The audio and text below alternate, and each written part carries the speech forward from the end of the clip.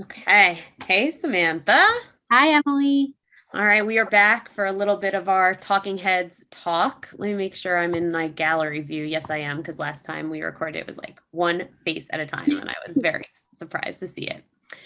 All right, so I've been grappling with something. We've talked about this before, but I'm starting to do it a little more practically, which is that for the most part, for a long time, we've been trying to use the kind of like out of the box or also called declarative kind of functionality, like clicks, not code, or, drag and drop, not using code as much as maybe 10 or 15 years ago. A lot of nonprofits were hiring developers or like using consultants to build Yeah, proprietary tools through we code. did that at my job.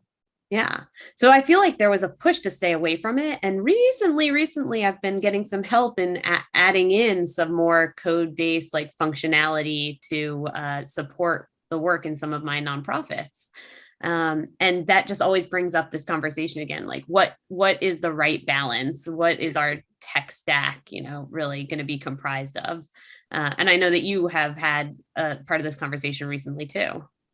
Yeah, so what is code in your, are you thinking of like a Google script that you run inside of a spreadsheet, or are you thinking of like Python or that you run in like your terminal, or are you thinking of like some sort of proprietary code language? Like in Salesforce, there's a couple different ones, like you might have heard of Apex or Visual Force, where you have bits of code that live inside of Salesforce to take care of things for you. I've now in the last couple of months used all three of those that you've mentioned in organizations that otherwise would pretty much be just declarative function. So I'm thinking of in my synagogue, my synagogue is super important to me. So one of the staff at my synagogue uses a spreadsheet to manage the events calendar, and he has a Google script in there that just hides some rows for him because if an event already happened, he doesn't need to see that row anymore. Yep. And the Google script broke, and like he really couldn't support it. Like he didn't know why it broke, and he couldn't really figure out um, what the rules were for which rows were supposed to be hidden. And at first glance, I couldn't quite figure it out either because the code didn't have a lot of, like we call them comments, like a lot of like clues about why things were happening. There was a lot of like -1 and -2, but I couldn't tell if that was like which iteration it was on or which row it was on.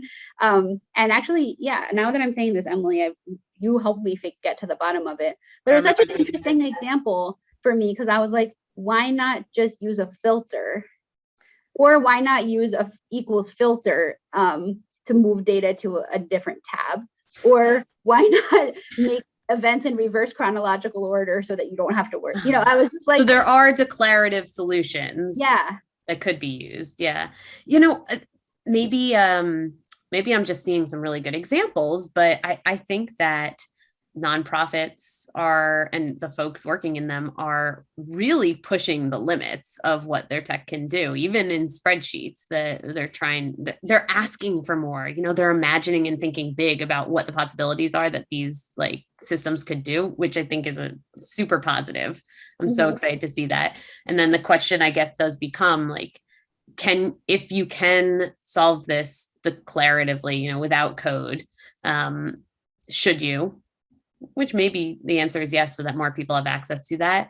But then I get to this question of like, why hold back information, even some basic information about Yeah. coding? Is it because it's too scary, it's too much technical, it's too big? Like, I want us to all have a growth mindset around what we can learn about tech. So I've been grappling with trying to slowly maybe suggest that even for folks on a tech team at a nonprofit who would not necessarily think that they need developer or programming language skills and knowledge, to maybe push on that a little bit, like maybe we should be introducing some. Yeah. Here's my like new idea about this, and I'm trying it out. I'm not sure if I'm going to stick with this. Is Okay. I think more important than code versus declarative is to ask the question, how many different types of automation do you have? Mm, And because so I work in an org where we have approval processes and flows and process builders and workflow rules and code and triggers, which is a different kind of code. And so you can't always tell what's automating what. And I think sometimes that can be a really good example for why you should use code, because at least it can combine everything and you can search and you can scroll. Whereas if you're just automating one thing, it never really ends there, but then it doesn't really matter which one you choose as long as you can find it.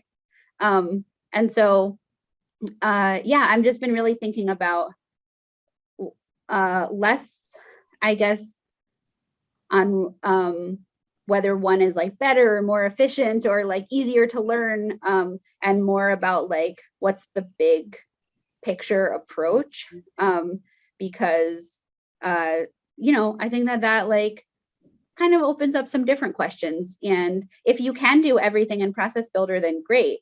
But if you start to outgrow Process Builder, maybe the answer isn't to have Process Builder and something else. Maybe the answer is to move everything into a more consolidated automation. Yep.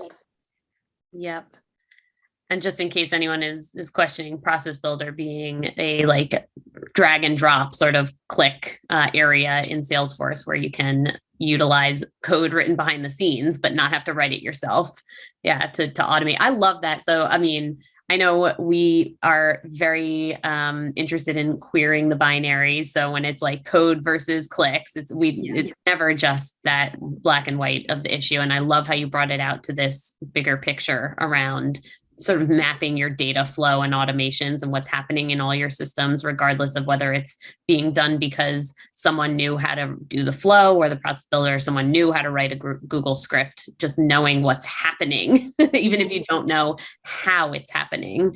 I think that's really important. And so to bring it back to that idea of like, what kind of tech knowledge should we be introducing or helping folks get more of? I think that idea of documentation around seeing the big map, like of your business intelligence systems, whatever they may be, including your automations and how your integrations, how your data flows.